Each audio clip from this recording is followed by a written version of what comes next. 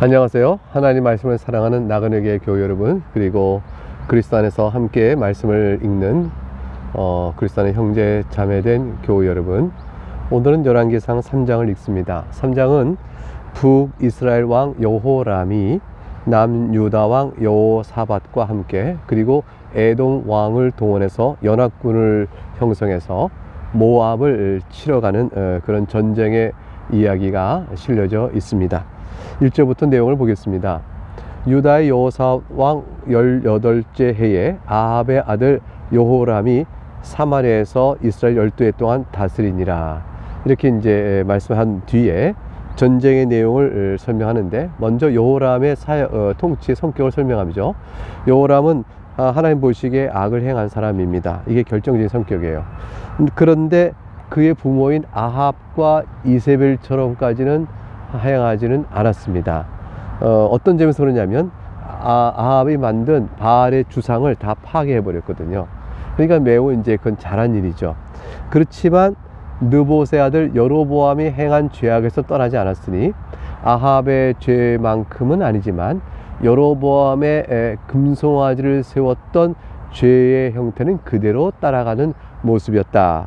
그러니까 여호람은 일종의 회석주의자죠. 또는 뭐 혼합주의자다, 이렇게 영적으로 그렇게 볼 수가 있겠습니다. 근데 그때쯤에 모압이 반란을 일으키는 거예요. 그러니까 이스라엘의 속국이었던 모압이 독립을 선언하고 그렇게 되는 일이 벌어지게 되는 겁니다. 4절에 보니까 모압 왕 메사는 양을 치는 자라 돼 있어요.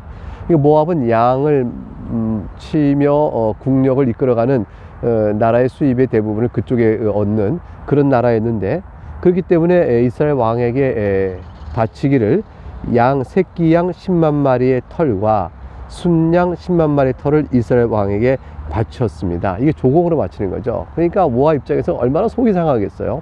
모압은 이스라엘부터 독립을 늘 원하겠죠.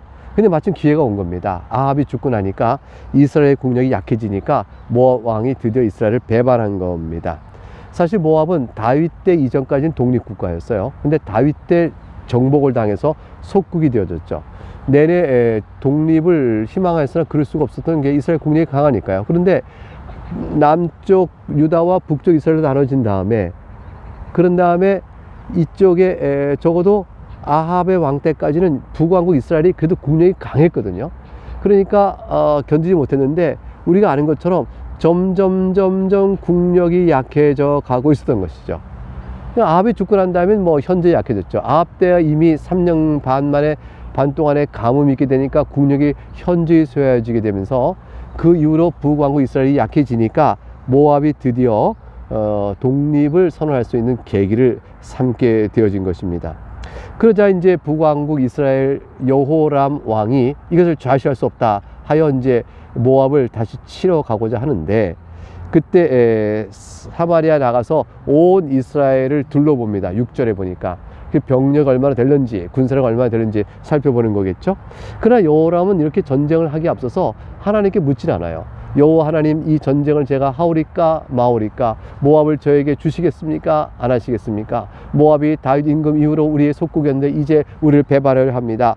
이렇게 묻지를 않습니다. 그리고 스스로 자신의 군사력으로 이를 도모할 수 있을 거라 생각하고 온 이스라엘 소집하여 군사력의 규모를 본 것이죠. 그리고 7절에 그래서 그거 힘이 부족하다 느꼈는지 이제 또 나아가서 유다의 왕 여호사밧에게 사실을 보내서 연합군 형성하자고 청하는 겁니다. 모압 왕이 나를 배반했습니다. 당신은 나와 함께 와서 모압을 치시겠습니까? 그가 이르니 여호사밧이 뜻밖에 그러겠다고 말합니다. 내가 올라가리이다. 나는 당신과 같고 내 백성은 당신의 백성과 같고 내 말들도 당신의 말도 같으니이다. 사실 이 말은 어디서 많이 봤죠? 그것은 아합 시절에 아합 왕과 여호사밧이 서로 연합군을 이루어 아람을 쳤을 때의 얘기가 똑같아요. 그때도 여호사밧이 똑같은 말을 했습니다. 즉 우리가 연합군으로 형제지국으로 이렇게 하겠습니다라고 말을 했었죠. 근데 사실 여호사밧은 하나님께 경고를 받아요. 아합과 같이 우상을 숭배하는 북이스라엘 왕과 교제하지 마라, 이렇게 이제 경고를 사실 하나님께서 주십니다. 이건 역대기에 보면 나오는 말씀인데, 근데 이제 아람을 치러 갔다가 우리가 아합이 거기서 전쟁에 죽게 되는 거 알죠? 여호사밧은 왕복을 입고 전쟁에 참여했지만 아합은 평민복으로 바뀌었다가 갑옷 솔기에 화살이 박혀서 그만 아합이 죽게 되는 일, 그리고 여호사밧은 거기서 겨우 도망쳐서 목숨을 건진 일, 그 일 이후에 여호사밧은 북왕국 이스라엘과 교류를 하지 않습니다. 일단 떠났는데 지금 여호람의 얘기에 아합 때와 똑같이 동의를 해버린 것이죠. 왜 그랬을까요? 그것은 아마도 여호람이 바알의 주상을 깨뜨리고 있는 걸 보면서 아하, 여호람은 이제 아비인 아합과는 같지 않구나, 이러고 경계심을 풀어버리는 것이 한 가지 이유일 수 있고요. 또 하나는 모압을 치러간 것은 유다 입장이 정치적으로 좋았어요. 즉 유다가 남쪽에 있고 북쪽에 이스라엘이 있는데 그 이제 동편, 우리가 보면 이제 동쪽에 이렇게 사해가 있습니다. 그 유다 쪽 사해를 건너 맞은편에 모압이 있었습니다. 그 모압 밑에는 에돔이 있는 것이죠. 그러니까 모압을 이렇게 누른다는 것은 유다 입장에도 지정학적으로도 괜찮은 일이었어요. 그러니까 유다 여호사밧이 아마도 그래서 여호람이 좀 개혁의 의지도 보이니까 아합보다 낫다 싶어서 그런지 결국은 열왕국 형성에 동의해 버렸습니다. 8절에 이제 여호람이 이제 여호사밧에게 말합니다. 어느 길로 가리까? 이제 전략에 능한, 전쟁의 경험이 있는 여호사밧에게 한번 묻는 것은 좋겠다 싶어서 물었죠. 그래서 이제 대답이 에돔 광야의 길로이니라, 이렇게 됐어요. 그러니까 모압 밑에 에돔이 있는데, 에돔은 유다의 완전 남쪽 밑에 있는 나라예요. 그러니까 유다가 있고 북왕국 이스라엘이 있고 그 옆에 갈릴리 호수가 있다고 그랬죠. 그 유다의 갈릴리 호수 남단 쪽으로 모압이 있고 그 밑에 에돔이 있으니까 에돔과 모압 사이의 국경선을 지나서 에돔은 밑에서부터 쳐 올라갑시다, 이렇게 이제 제안을 한 거죠. 그것은 이제 전략적으로도 필요한 일이었어요. 왜냐하면 에돔의 모압의 북쪽 지역에는 이제 요충지가 있는데 요충지를 잘 모압이 경계를 두었거든요. 그 경계를 두었기 때문에 이 모압 지역의 남쪽 지역은 에돔과 접경 속에서 좀 허술했어요. 그러니까 이쪽부터 쳐 올라가는 것이 좋겠다는 생각을 하게 된 거죠. 그렇게 되었지만, 그러나 실제로 여호사밧의 생각은 이게 이제 병력을 뽑아서 북쪽으로 다 올라가서 이렇게 내려오는 쪽으로 모압을 치려 하면, 그러면 모압이 있고 모압 밑에 있는 에돔 쪽에 유다의 이쪽이 허술해진단 말이에요. 그러니까 에돔이 다시 이렇게 밀고 들어와 버리면 유다의 경계 병력과 이게 약해지니까 유다 입장에서는 자기 안방 지키고, 다시 말하면 모압을 에돔과의 경계로부터 쳐 올라가면 에돔이 움직여도 바로 또 수비할 수 있으니까 유다 입장에서는 그것이 좋겠다 싶어서 남쪽부터 치자, 즉 에돔 광야 길로 갑시다, 이렇게 이제 말을 했다고 볼 수가 있습니다. 근데 문제가 발생한 거예요. 그게 뭐냐면 이 서로 이제 이스라엘 왕과 유다 왕과 에돔 왕을 동원해서, 에돔이 딴지 못하게 동원한 거죠. 연합군을 만들어서 탁 치러 가려고 하는데 그 7일 만에 군사와 따라가는 가축이 먹일 물이 없어진 겁니다. 이것은 자연스러운 일이 아니죠. 왜냐하면 사실은 전략을 세울 때 이게 물, 또 군수 물자를 다 고려하잖아요.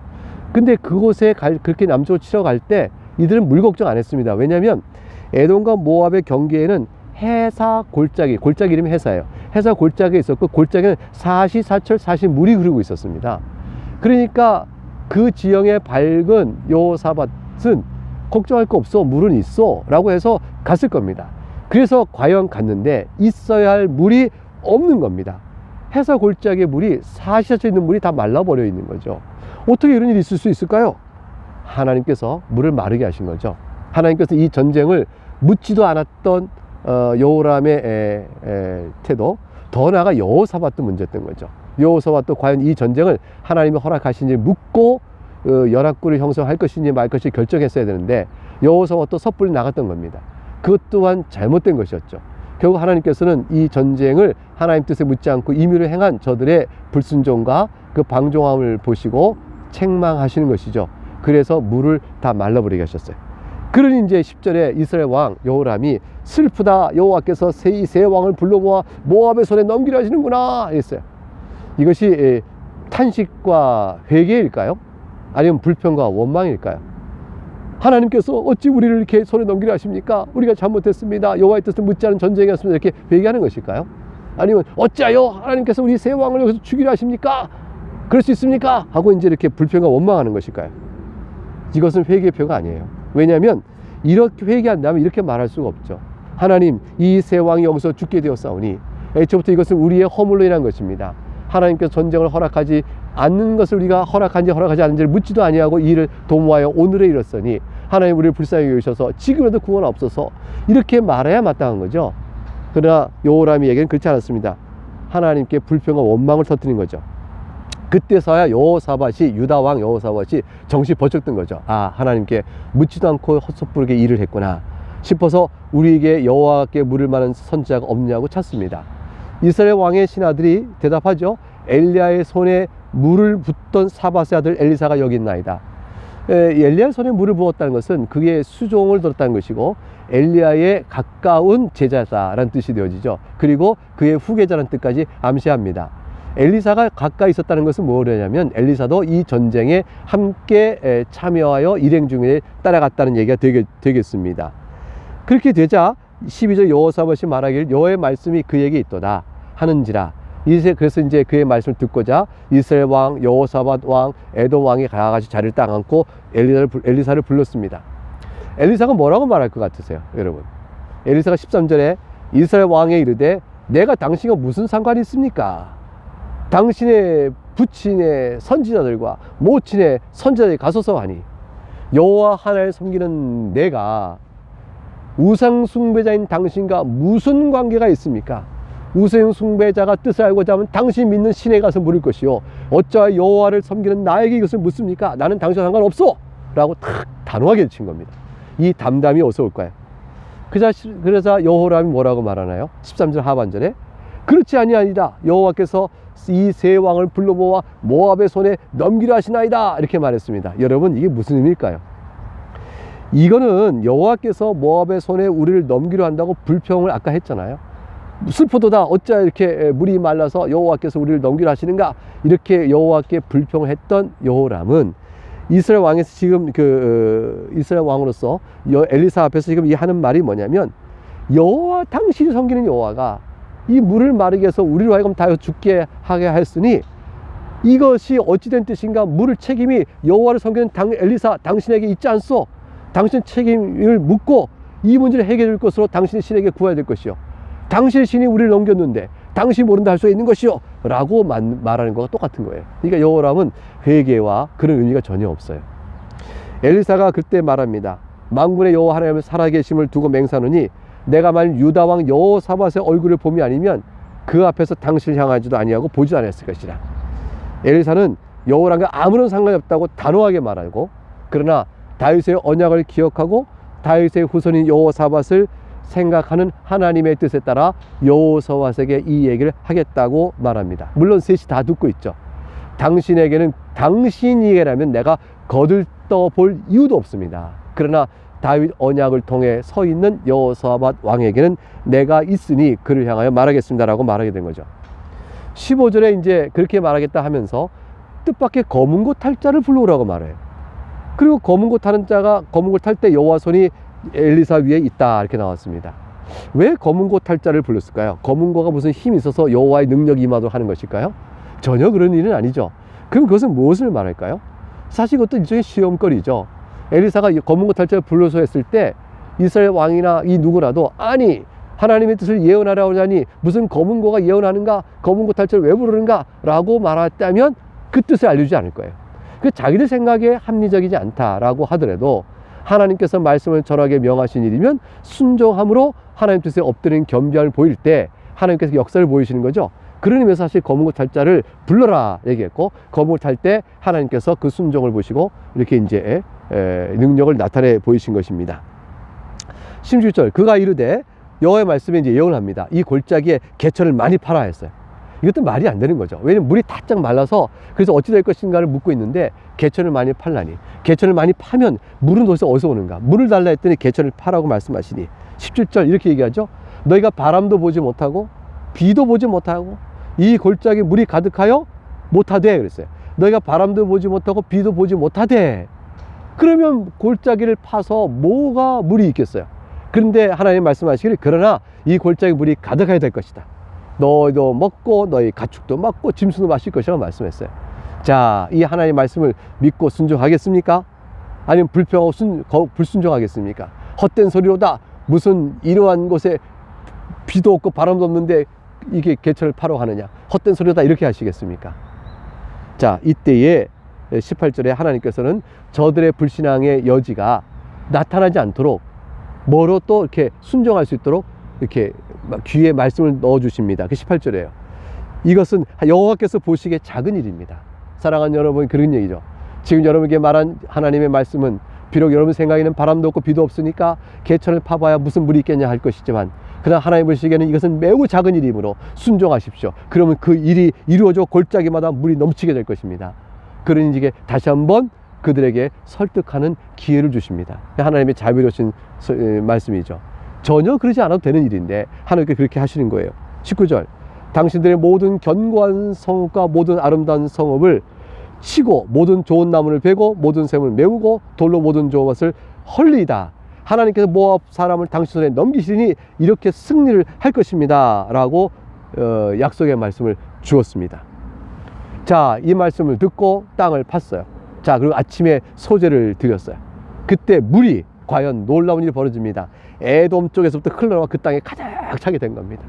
그래 개천 판 곳마다 물이 가득하고 짐승과 사람이 다 먹을 수 있게 된 것이에요. 얼마나 하나님의 놀라운 능력이 나타났을까요?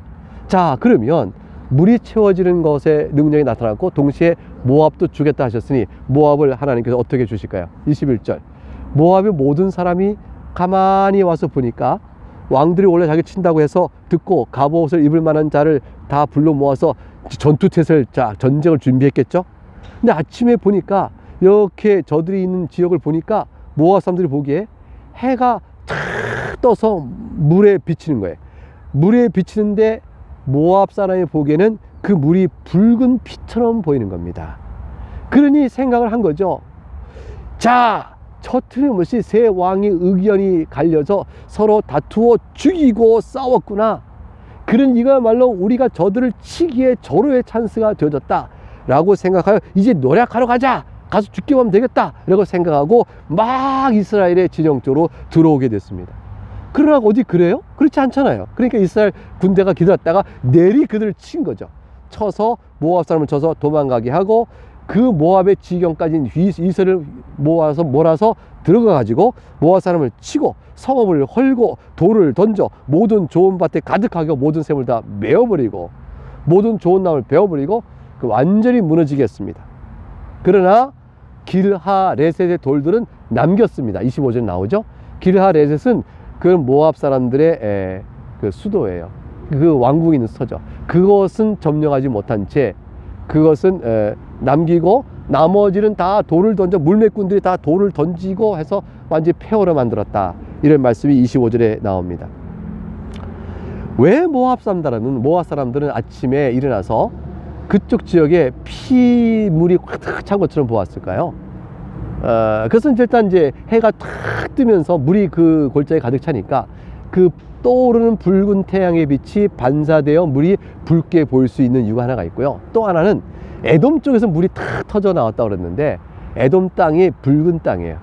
붉은 진흙이 이 에돔 땅을 많이 구성했어요. 그러니까 에돔 쪽에 흘러나온 물은 흙물 자체가 붉은 물로 쭉 흘러오죠. 그러니까 해가 뜨고 붉은 진흙물이 섞이니까 모압 사람들이 그만 그것을 핏물로 착각하게 된 것입니다.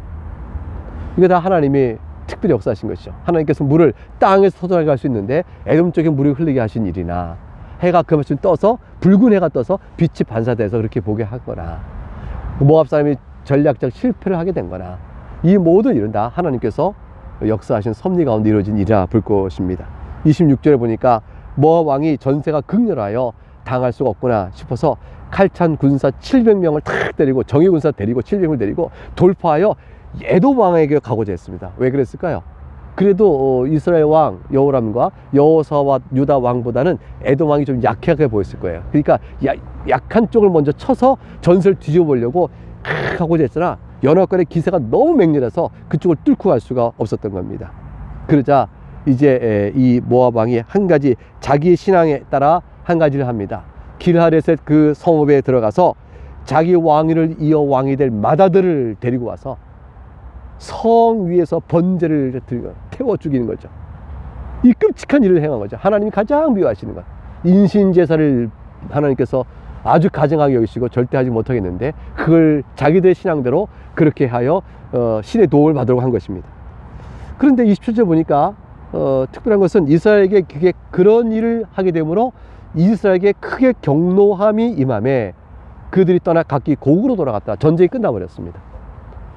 전쟁이 끝나버렸어요. 어떻게 일이 됐을까요? 하나님께서는 이 지경쯤까지 모압을 친 다음에 모압을 완전히 정복하는 완전한 승리를 이들에게 허락하지 않으셨습니다. 애초부터 하나님 뜻에 따라 너에게 이것을 주겠다 하신 전쟁이 아니었던 것이죠. 임의로 시작하여 전쟁을 행한 일에 있어서 하나님이 이들을 여기까지 도우셨어요. 여기까지 도우시고 여기까지 허락하셨으나 완전한 승리 주지 않으신 겁니다. 그리고 이제 번제를 드린 저들의 악행을 보고 이스라엘이 경노했다 했는데 이 경노하면 사실 하나님이 경노해요. 이스라엘은 이들이 행한 악한 것을 보고 마음속에 큰 두려움을 느꼈어요. 이 두려움을 왜 주셨을 거예요? 하나님 주신 거예요. 하나님께서 모압의 그 악한 우상 숭배의 그 번제 제사를 보고 이스라엘 백성들이 두려움에 휩싸이게 했어요. 이 두려움은 하나님께서 이스라엘의 전쟁을 도발하는 행동에 대한 임의로 도발한 이스라엘 전쟁의 행위를 보고 진노하신 하나님께서 저들의 모압의 우상 숭배 악행을 통하여 이스라엘 백성 속에 두려움을 주셔서 전쟁을 멈추고 흩어지게 해버리신 겁니다. 그래하여 전쟁이 마침내 여기서 끝나게 되었습니다. 이런 것을 보게 되면 하나님께서 이스라엘에게 완전한 승리를 주지 않으신 것은 좀 아쉬운 부분이 있다 생각할지 모르지만 사실은 반절의 승리를 주신 것은 하나님의 은혜입니다.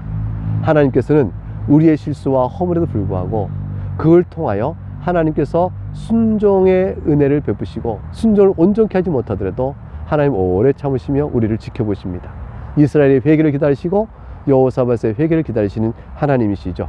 자, 여러분, 올해 이 악인이 할지라도 하나님께서 참아주시는 하나님을 생각할 때 그리스도 안에 있는 우리들에게는 얼마나 많은 허물을 참아주겠습니까? 왜냐하면 우리의 허물은 다 그리스도 안에서 용서받은 것이거든요. 사랑하는 여러분, 하나님을 더욱더 사랑해 합시다. 그리고 우리가 큰 일에서, 크고 작은 일에서 하나님 뜻에 따라 순종해 살아가는 우리 모두가 될 수 있도록 하나님 뜻을 묻고 또 생각하고 또 어떻게 하나님의 찬송이 될까, 영광이 될까 생각하며 살아가는 우리 모두가 되었으면 좋겠습니다. 예수 그리스도 안에서 용서받은 하나님의 자녀로 이걸 통해 우리가 베푸신 사랑을 찬송하는 우리가 되었으면 좋겠습니다. 오늘 여기까지입니다. 여러분 어떤 일을 또 감당하시는지 오늘 하루 이 말씀으로 힘을 내어 살아갈 수 있기를 주의 이름으로 축복합니다. 감사합니다.